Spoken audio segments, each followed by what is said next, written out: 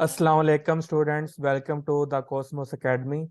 तो हम lecturer physics और एसएस फिजिक्स और एससी फिजिक्स की प्रिपरेशन के सिलसिले में हम फेज 3 स्टार्ट करने जा रहे हैं।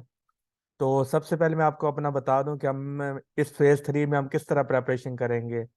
तो मेरी ये कोशिश होती है कि हर जो है ना, मतलब दिन के साथ इसमें मजीद चीज़ें ऐड भी हों, इम्प्रूवमेंट भी आए और यूनिकनेस भी आए। तो फेज 3 में हम क्या करेंगे, सबसे पहले तो रोजाना जो जूम क्लास वो हुआ करेगी। और जो हमारा लेक्चर होता है वो डिस्कशन टाइप होता है कि मैं आपसे साथ साथ क्वेश्चन भी पूछता रहता हूँ ताकि आप एक्टिव भी रहें और आपको अपने जो कंसेप्ट उनका भी पता चलता रहे कि कहाँ पे कोई मिस्टेक है, कहाँ पे आपका कंसेप्ट वीक है, वगैरह वगैरह। तो ये नहीं होता कि मैं जी लेक्चर स्टार्ट हुआ और मैं बोलना शुरू कर दूं और 30-40 मिनट तक मैं ही बोलता रहूं और आप चुप करके सुनते रहे, ऐसा नहीं होगा। हम साथ साथ, जैसे ही मैं कोई टॉपिक आता है या कोई क्वेश्चन आता है, तो मैं भी कुछ साथ साथ क्वेश्चन पूछता हूँ और स्टूडेंट्स को भी अलाउ करता हूँ कि साथ साथ क्वेश्चन पूछें, ताकि जब हम एक एक लाइन के साथ हमारा जो कंसेप्ट है वो साथ साथ क्लियर होता जाए। तो ये हमारा मेथड होता है। तो हमारा जो लेक्चर होता है वो डिस्कशन टाइप होता है। फिर नेक्स्ट पॉइंट है, जो लेक्चर्स हम पढ़ेंगे इससे मुतल्लिका hand written notes, computerised notes और एम पॉइंट्स। अब देखिए जो एम पॉइंट्स होते हैं, तो अब देखिए पूरा टॉपिक आपको पढ़ने की जरूरत नहीं पड़ेगी। लेट्स सपोज अगर कोई टॉपिक है जैसे वेव फंक्शन है, तो आपको वेव फंक्शन पूरा पढ़ने की जरूरत नहीं होगी। हम आपको उसके खुद नोट्स देंगे और उसमें जो सारे जो वेव फंक्शन के जो कंसेप्ट होंगे वो उसके अंदर मौजूद होंगे।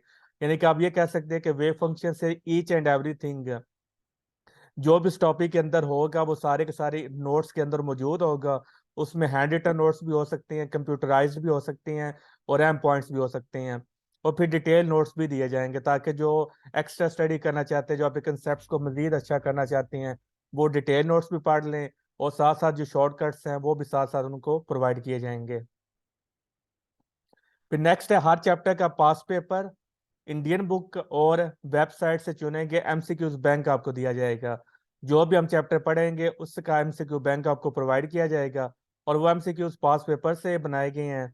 इंडियन बुक्स जैसे आरएलएस फिजिक्स होगी, एस चांद हो गई, तो इस ये जो टॉप इंडियन बुक्स है जहाँ से वो पब्लिक सर्विस कमीशन बहुत ज़्यादा दफ़ा पेपर उठाया हुआ है वहाँ से, और जो उन वेबसाइट जहाँ से पब्लिक सर्विस कमीशन ने पेपर उठाया हुआ है और जो फेमस है, वहां से एमसीक्यू बैंक वो इकट्ठे किया, कंपाइल किया गया और वो बैंक आपको प्रोवाइड किया जाएगा।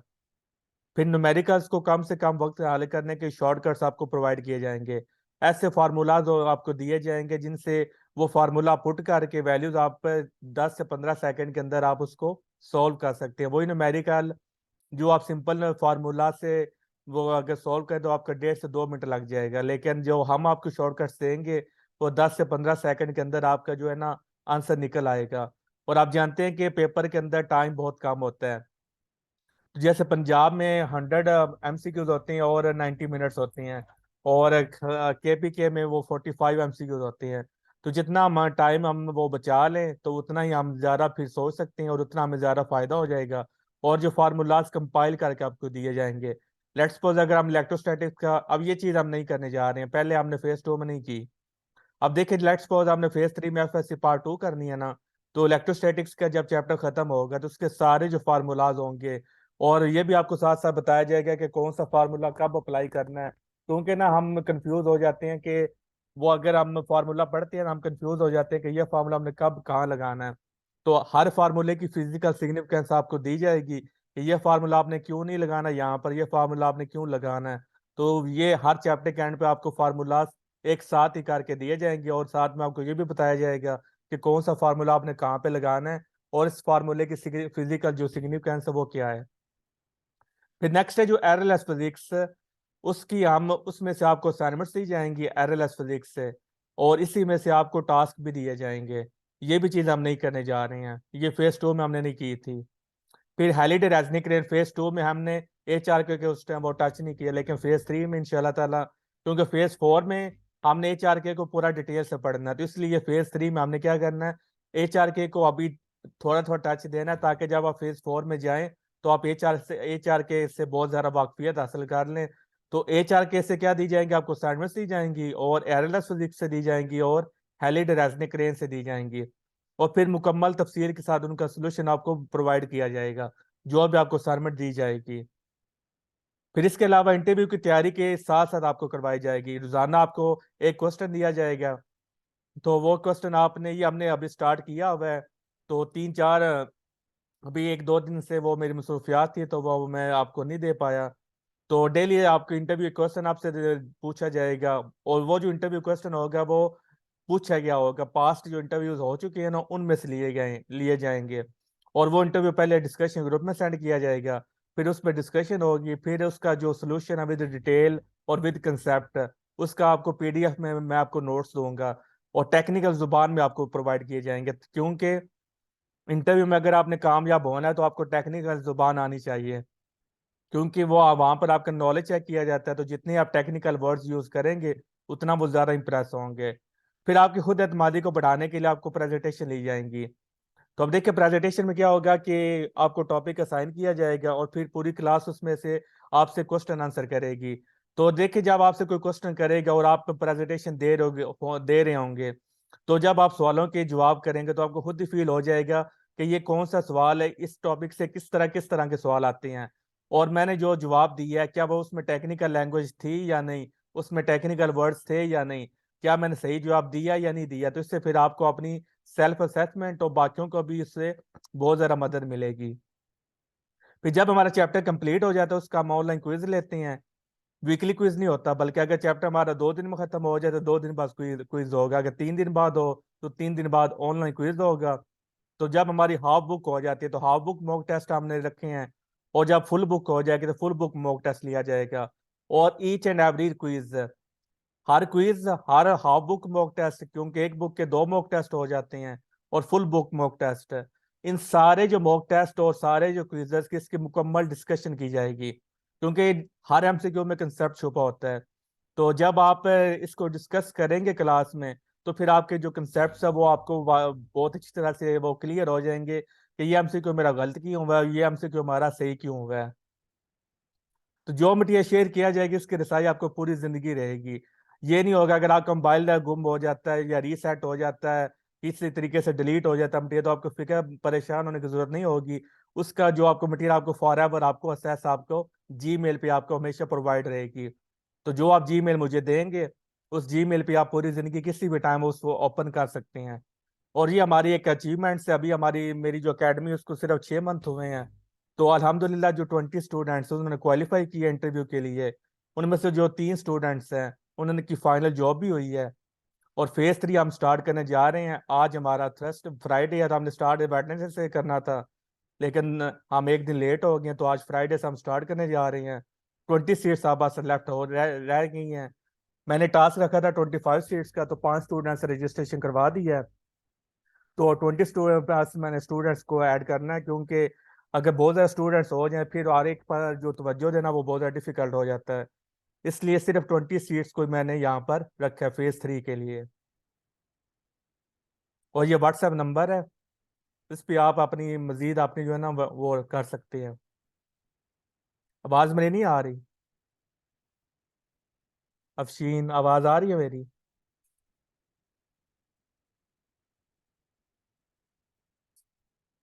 साजिद, आपके इंटरनेट का इशू है। तो मैं अब आपको अलाउ करने लगा हूं, कोई भी आपका क्वेश्चन है तो आप पूछ लें। तो नहीं क्वेश्चन तो फिर हम अपना लेक्चर आज का स्टार्ट करते हैं।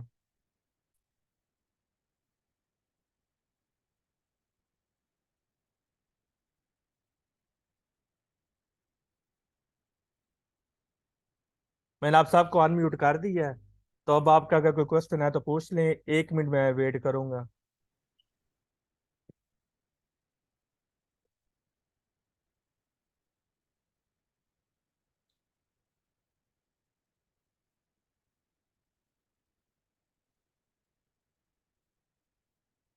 आपने आई थिंक साजिद ना, आपने फिर वो मोबाइल से जब एंटर होते हैं ना, तो आपने कनेक्ट नहीं किया होगा।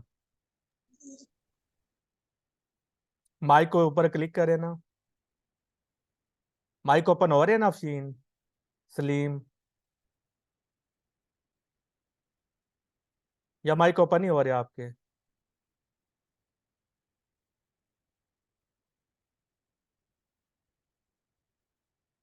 रिस्पॉन्स तो कर दे।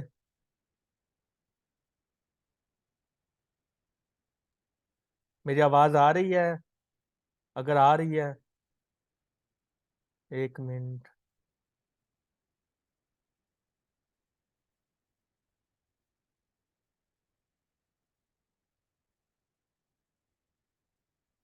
तंजीला कह रही हो रही ओपन। तो किसी का आई थिंक कोई क्वेश्चन नहीं है। ठीक है। तो आई थिंक किसी का क्वेश्चन नहीं है, तो फिर हम फिर अपना आज का लेक्चर स्टार्ट करते हैं।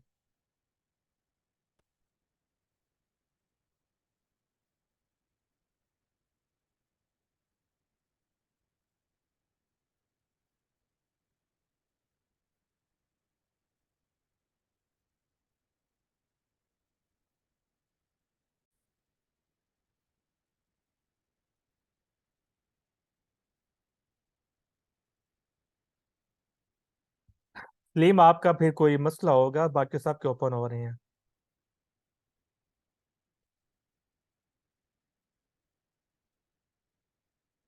देखिए, आज हमने इलेक्ट्रोस्टैटिक्स का हमने चैप्टर स्टार्ट करना है। फेज 3 में हमने एफएससी पार्ट 2 को हमने स्टडी करना है। तो सबसे पहला हमारा चैप्टर है इलेक्ट्रोस्टैटिक्स। तो कोई बता सकता है कि व्हाट इज इलेक्ट्रोस्टैटिक्स? इलेक्ट्रोस्टैटिक्स क्या होती है?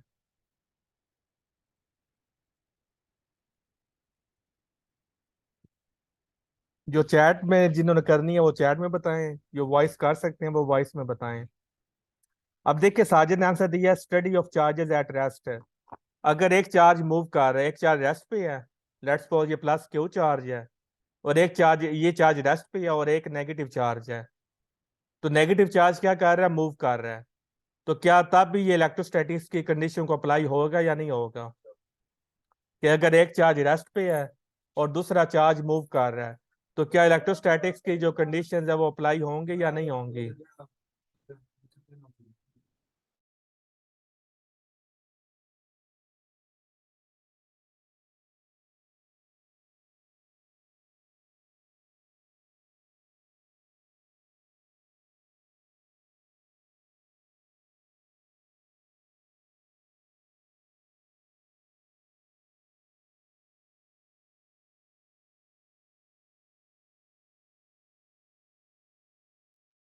आपका माइक ओपन नहीं हो रहा?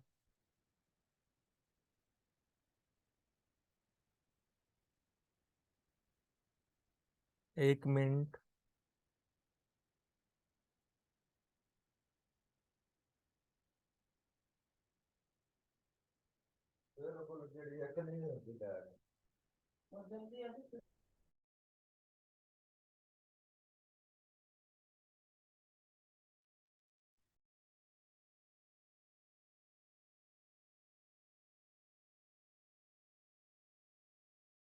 जी, आप ट्राई करें, आप ओपन हो रहे हैं?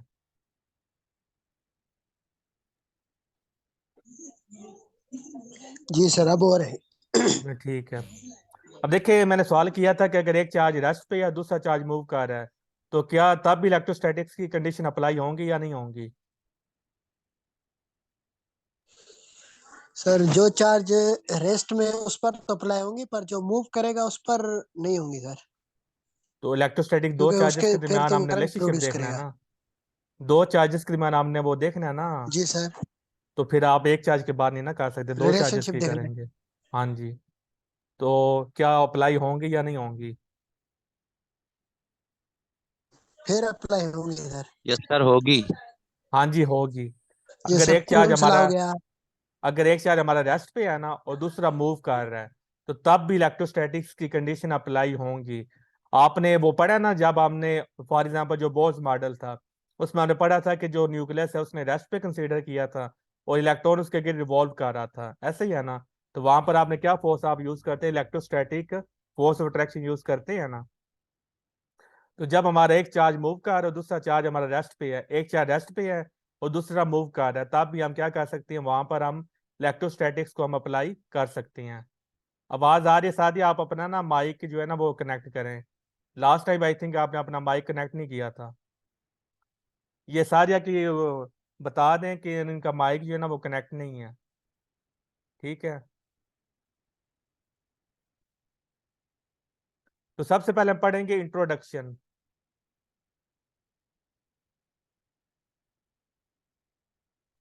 Electrostatics is the study of electric charges at rest under the action of electric force is called electrostatics.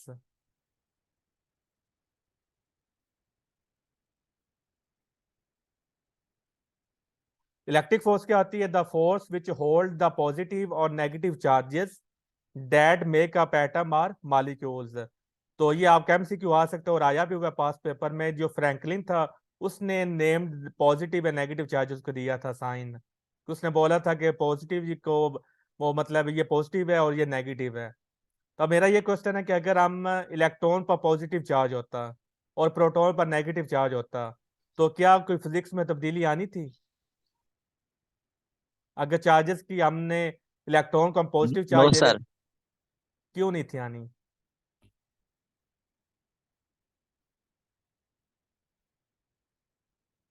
Sir क्योंकि वो दोनों की प्रॉपर्टी ये है कि वो अट्रैक्ट करेंगे फिर भी। तो देखिए, अगर क्योंकि ये हम just as a convention use करते हैं, फ्रैंकलिन ने इनको नाम दे दिया, एक पॉजिटिव को प्रोटॉन का पॉजिटिव और इलेक्ट्रॉन को नेगेटिव नेगेटिव का नाम दे दिया। उसने जस्ट कन्वेंशन यूज की, इसके पीछे कोई साइंटिफिक रीजन मौजूद नहीं है।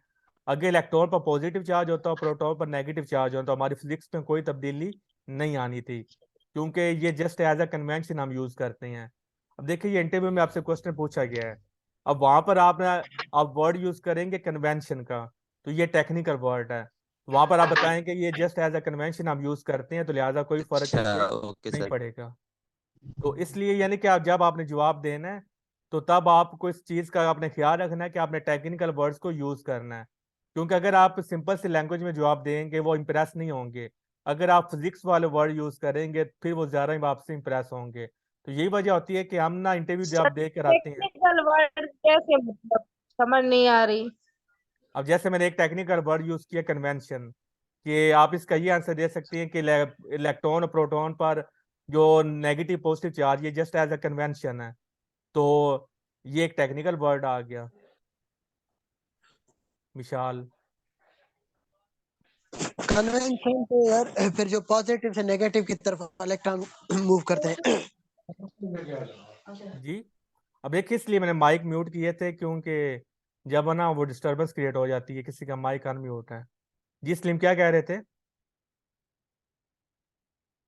कन्वेंशन इसलिए वर्ड इस्तेमाल कर रहे हैं क्योंकि वो कन्वेंशनली करंट जो है नहीं पॉजिटिव नहीं, टू नेगेटिव वो वो और है, वो कन्वेंशन करता का है। मतलब है जस्ट हमने इसको असाइन कर दी है, इसके पीछे कुछ साइंटिफिक रीजन नहीं है कि उसने प्रोटॉन को पॉजिटिव चार्ज दे दिया, अच्छा इलेक्ट्रॉन को सर। नेगेटिव चार्ज दिया, वो कन्वेंशन ही और है।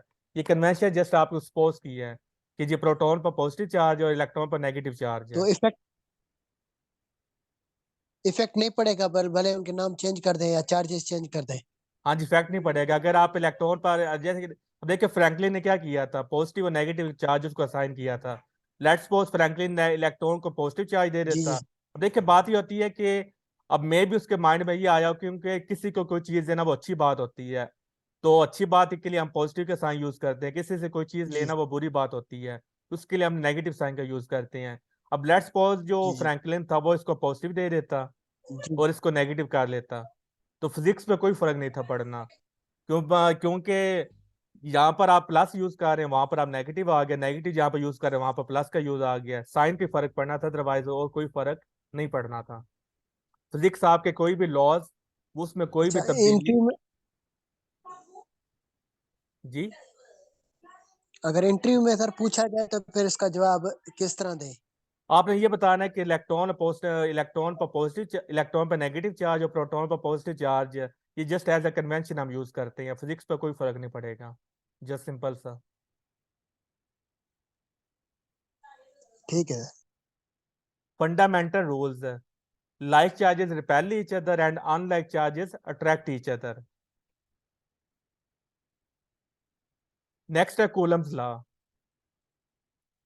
If magnitude of the charge on each of the two object is doubled and distance between them is doubled, क्या हम मैग्नीट्यूड ऑफ चार्जेस की क्या कर रहे हैं? अब देखें, if magnitude of charge on each of the two object, कि हर जो ऑब्जेक्ट पे चार्ज है ना उसको हम क्या कर रहे हैं, डबल कर रहे हैं। पहला जो चार्ज उसको भी टू क्यों कर रहे हैं, और जो दूसरा चार्ज है उसको भी हम क्या कर रहे हैं, 2q कर रहे हैं, क्योंकि ईच का वर्ड यूज हुआ है, ठीक है। फिर वो कह रहा है जो डिस्टेंस है बिटवीन देम, वो भी हमने क्या कर दिया, डबल कर दिया। तो यानी कि पहले r था तो हमने क्या कर दिया, 2r कर दिया। तो 2r इसका स्क्वायर आ जाएगा, तो इन दोनों को मल्टीप्लाई कर दे, 2 2 ज़ा 4। Remain same answer. हाँ जी, 2 2 ज़ा 4 क्यू स्क्वायर डिवाइडेड बाय 2 का स्क्वायर 4 आ गया, आर स्क्वायर। तो अब देखा 4 4 से कट जाता है, तो इस पे फोर्स पे कोई फर्क नहीं पड़ेगा, रिमेन्स सेम होगी। क्लियर है? यस जी सर, सर। क्लियर है।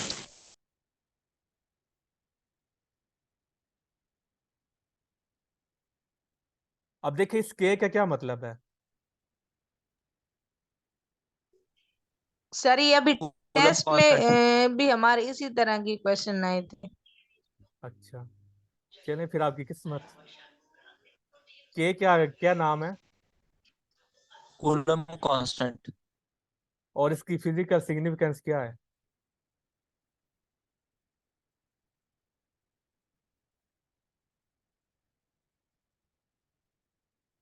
अच्छा ये बताएं कि ये यूनिवर्सल कांस्टेंट है ये या? सर मीडियम, ये तो है कूलम्ब्स कांस्टेंट है, यूनिवर्सल नहीं है, ये एज अ मीडियम के तौर पर इस्तेमाल होता है। ये हमें बताता है कि मीडियम का कितना इफेक्ट होगा इलेक्ट्रोस्टैटिक फोर्स पर, जी सर। मीडियम का कितना इफेक्ट होगा, ये हमें के बताएगा। क्योंकि केस किस पे डिपेंड कर रहा है, permittivity of free space, E0। E0 को हम क्या कहते हैं, परमिटिविटी ऑफ फ्री स्पेस। अब देखिए permittivity of free free. Space का क्या मतलब है, what is meant by permittivity of free तो स्पेस? मीडियम ये इंटरव्यू का क्वेश्चन है अलाउंस मीडियम। जी। आपकी वॉइस काट रही है। परमिटिविटी ऑफ यानी फ्री स्पेस का मीडियम कितना अलो यानी मीडियम कितना अलो करता है फोर्स को पास करने में। अलाउ करता है या डिस अलाउ करता है? सॉरी, डिसअलाउ करता है। हाँ जी। अब देखिए अगर दो चार्जेस हैं ना हमारे, एक प्लस चार्ज है और एक दूसरा यहाँ पर, इसको भी प्लस चार्ज कह लेते हैं। तो अब देखिए ये दोनों चार्जेस रेस्ट पे हैं, तो कूलम्ब रिंग के दरमियान इलेक्ट्रोस्टैटिक फोर्स निकाली, तो उसने बोला था कि ये जो चार्ज है ये इस पर कितनी फोर्स लगाएगा, और ये जो चार्ज है ये इस पे कितनी फोर्स लगाएगा, ठीक है। अब देखिए अब इनके दरमियान कोई चीज नहीं है इनके दरमियान, वैसे तो उसने ये जो E0 है ये रिप्रेजेंट करता है permittivity of free space. Free space किसे कहते हैं? हवा और फ्री स्पेस में फर्क है वैक्यूम या भी ना नहीं? हो जहाँ पे हवा। जी सर। हवा का वहां पे हवा ना हो, जहाँ पे हवा ना हो वो वैक्यूम होता है। हाँ जी, यहाँ से आपने हवा को भी नहीं रिमूव कर देना है, उसको आप क्या बोलते हैं, फ्री स्पेस बोलते हैं। अब देखिए लेकिन हम मोस्टली जो हमारे केसेस होते हैं ना, आप देखिए हवा के लिए E0 की वैल्यू कितनी होती है, 1.0006 होती है, ठीक है, हवा के लिए। और वैक्यूम के लिए कितनी वैल्यू होती है, 1 होती है। तो अब देखिए वैक्यूम के लिए 1 होती है और एयर के लिए 1.0006 होती है, तो इतना कोई मतलब मेजर फर्क नहीं है। तो इसका मतलब है कि आप अगर, ये जरूरी नहीं है कि आप यहाँ पर स्पेस को क्रिएट करें, क्योंकि अब ज़ाहिर है हवा निकालना बहुत ज़्यादा मुश्किल टास्क है। तो इसलिए आप हवा को भी अगर यूज कर लेंगे तो आपके कोई मतलब जो रीडिंग्स हैं, आपके जो वैल्यूज आएंगे उस पर कोई मेजर फर्क नहीं पड़ेगा, क्योंकि 1 या 1.000 ऑलमोस्ट क्या है, सेम है। तो इसलिए हम मोस्टली जो हमारा केस है वो हम हवा ले लेते हैं, ठीक है। अब देखिए इनके दरमियान हवा है या फ्री स्पेस है, तो सर ये ये परमिटिविटी का दोबारा से बता देंगे। वही बता रहा हूँ कि परमिटिविटी का मतलब क्या होता है कि जो हमारी स्पेस है, जो फ्री स्पेस है, वो कितना रोकेगी इलेक्ट्रोस्टैटिक फोर्स को कि वो दूसरे चार्ज को जाकर इंटरेक्ट करे। तो यानी कि परमिटिविटी का ये मतलब, जो हम कहते हैं ना 1, इसका ये मतलब है कि ये चार्ज जो इस पर इलेक्ट्रोस्टैटिक फोर्स लगा रहा है, तो जो फ्री स्पेस है वो कितना रोकेगा इस चार्ज को कि वो दूसरे चार्ज पर फोर्स ना लगाए। इसको हम बोलते हैं परमिटिविटी ऑफ फ्री स्पेस। अगर आप यहाँ पर कोई मीडियम रख दें, मीडियम रखेंगे तो फिर आप क्या यूज करेंगे, ER यूज करेंगे, रिलेटिव परमिटिविटी। अब देखिए जो रिलेटिव परमिटिविटी हम क्यों निकालते हैं, रिलेटिव का मतलब क्या होता है, किसी के रिस्पेक्ट से आप वैल्यू निकालनी है। तो यहाँ पर हमारी जो स्टैंडर्ड हमने किसको बनाया हुआ है, हमने फ्री स्पेस को बनाया हुआ है, यानी कि 1 को बनाया हुआ है। फ्री स्पेस के लिए ई नॉट की वैल्यू कितनी होती है, 1 होती है। तो फ्री स्पेस को हमने क्या बनाया हुआ है, अपना स्टैंडर्ड बनाया हुआ है। तो जितनी भी हमने वैल्यूज निकालनी है, चाहे हम हवा की वैल्यू निकाल लें, आपने माइका पढ़ा होगा, गिलास पढ़ा होगा, वाटर पढ़ा होगा, उन सब की जो वैल्यूज आती है ना, उसको हम क्या बोलते हैं, ई आर बोलते हैं। यानी कि relative permittivity of water, relative permittivity of glass, relative permittivity of mica वगैरह। तो वो जो वैल्यूज हम कहाँ से निकालते हैं, इसके रिस्पेक्ट से निकालते हैं, फ्री स्पेस के रिस्पेक्ट से निकालते हैं। अगर हम बोलते हैं ना कि फॉर एग्जांपल वाटर की आई थिंक 76 है ई आर की वैल्यू, तो जब हम बोलते हैं ना कि वाटर की 76 वैल्यू, तो हम ये बोलेंगे कि जो वाटर है वो 76 टाइम्स वो ज्यादा रोकेगा इस चार्ज को इस चार्ज पर फोर्स लगाने से। अगर हम कोई किसी की वैल्यू 2 है ना, तो हम ये बोलेंगे कि फ्री स्पेस के कंपैरिजन में 2 टाइम्स ज्यादा अपोज करेगा। अगर किसी की वैल्यू 3 टाइम्स है, 3 है, तो हम ये बोलेंगे कि फ्री स्पेस की निस्बत वो जो मीडियम है वो 3 टाइम्स ज्यादा क्या करेगा, वो अपोज करेगा इस चार्ज को इस चार्ज पर फोर्स लगाने से। क्लियर है? यस सर, क्लियर है। साथ ही अब आपको आवाज आ रही है? जी सर, आ रही है आवाज। तो आपका क्या इशू आ रहा था? लेकिन सर ये परमिटिविटी का दोबारा बता दें, मुझे इसके बारे में नहीं पता चला क्योंकि मैंने लेट ज्वाइन किया चलिए है, वो तो मैं बता देता, तो लेकिन आपका इसका इशू क्या आ कॉन्सेप्ट रहा नहीं था? क्लियर। आपका इशू क्या आ रहा था? सर वो म्यूट जो है वो म्यूट जो है ना, उसका ऑप्शन नहीं मुझे मिल रहा था, बहुत मुश्किल से ये मिला है। चलो अब नेक्स्ट टाइम के लिए आपको होप सो मैंने कभी क्लासेस नहीं है ना, तो चलिए अब नेक्स्ट मैंने टाइम के कभी लिए उम्मीद ऑनलाइन है आपको क्लासेस ना ठीक हो पढ़ाई जाएगा। है ना ली है। अब जी देखिए, इंशाल्लाह। हाँ जी, इसी तरह आप नई थैंक नई यू। सर एक चीजें सीख। क्वेश्चन है। जी जी पूछें। सर एक क्वेश्चन है। जी जी। सर एक हेवी ऑब्जेक्ट हो और एक लाइट ऑब्जेक्ट हो, तो उसमें ज्यादा फोर्स कौन लगाएगा? सेम फोर्स लगेगी, वो अभी आप मानते हैं, अभी हम इस पे रह रहे हैं, वो सेम फोर्स ही दोनों एक दूसरे पे लगाएंगे, ठीक है? वो हम अब देखिए, ये जो है ना परमिटिविटी, मैं दोबारा बता देता हूँ। देखिए, जो परमिटिविटी इसका मतलब होता है कि अगर आप परमिटिविटी का हम कहते हैं ई नॉट का हम कहते हैं परमिटिविटी ऑफ फ्री स्पेस, ठीक है, ऑफ फ्री स्पेस। तो मैंने आपको बताया कि जो फ्री स्पेस क्या होता है, जहां से आप हवा भी निकाल दे उसको हम क्या बोलते हैं, फ्री स्पेस बोलते हैं। कि आपने उसमें से हर चीज निकाल दी, वैक्यूम क्रिएट कर दी है। तो ई नॉट को हम कहते हैं परमिटिविटी ऑफ फ्री स्पेस। अब इसका मतलब क्या होता है, जो फ्री स्पेस है वो कितना अपोज करेगा। अब तो आपको पता है कि ये चार्ज है, इस चार्ज पे फोर्स चल लगाएगा। यार पता नहीं। इस चार्ज को 1 कह लें और इस चार्ज को आप 2 कह लें। जो चार्ज 1 है वो चार्ज 2 पे कभी कितनी करता फोर्स है लगाएगा, ये लगाता है ना फोर्स। तो ई नॉट हमें ये कौन सा है? बताएगा कि जो फ्री स्पेस है वो चार्ज 1 को कितना अपोज करेगा कि वो चार्ज 2 पे नहीं फोर्स। बस नहीं कराया। समझ आई? टीचर नहीं नहीं बस खैर है। साथ ये समझ आई कि फ्री स्पेस कितना जी अपोज सर, आई है करेगा, समझ। फ्री स्पेस कितना अपोज करेगा चार्ज 1 को चार्ज 2 पर फोर्स लगाने से। अगर हम बोलते हैं, अगर हम कहते हैं ना, फिर दूसरी बात मैंने ये बताई ई आर। मैंने आपको बोला कि ई आर को हम क्या कहते हैं, relative permittivity of the medium. तो मैंने आपको ये बताया कि जो हम मीडियम की वो ई आर निकालते हैं ना, जैसे आपने वाटर की वैल्यू पढ़ी होगी 76, गिलास की पढ़ी है, माइका की पढ़ी है, वगैरह वगैरह। तो जब आप ये वैल्यूज पढ़ते हैं ना, तो वो वैल्यू का मतलब क्या होता है कि हमने जो स्टैंडर्ड बनाया ना वो हमने फ्री स्पेस को बनाया है। तो जितनी भी आपने वैल्यूज निकालनी है ना वो इसके कंपैरिजन में आपने निकालनी है। इसलिए यहाँ पर हमने साथ में आर का वर्ड यूज किया है। इसका मतलब होता है रिलेटिव। जब भी रिलेटिव का मतलब आ जाए तो इसका मतलब है आपने किसी के रिस्पेक्ट से आपने क्या वो आपने वैल्यूज निकाली हैं। तो अगर मैं कहता हूँ कि वाटर की ई आर वो 76 है, तो इसका मतलब ये है कि जो वाटर है वो फ्री स्पेस के कंपैरिजन में 76 टाइम्स ज्यादा अपोज कर रहा है चार्ज 1 को चार्ज 2 पे फोर्स लगाने से। अगर किसी की रिलेटिव परमिटिविटी 2 है, तो इसका मतलब ये होगा कि वो फ्री स्पेस के कंपैरिजन में 2 टाइम्स ज्यादा चार्ज 1 को चार्ज 2 पर फोर्स लगाने से अपोज करता है। क्लियर है?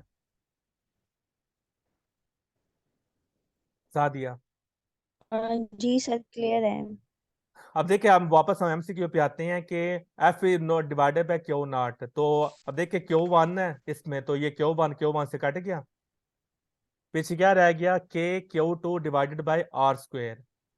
तो वो कह रहा है कि if F is equal to this one then force पर unit charge is force on charge Q one, electric potential due to Q one, electric field generated by Q two, electric flux. अब देखिए ये formula किसका है, electric field का है या electric potential का है या इलेक्ट्रिक फ्लक्स का है? इलेक्ट्रिक फ्लक्स का है। नहीं, सर इलेक्ट्रिक पोटेंशियल का है। इलेक्ट्रिक फील्ड का नहीं है, इलेक्ट्रिक फील्ड इंटेंसिटी फोर्स पर यूनिट चार्ज।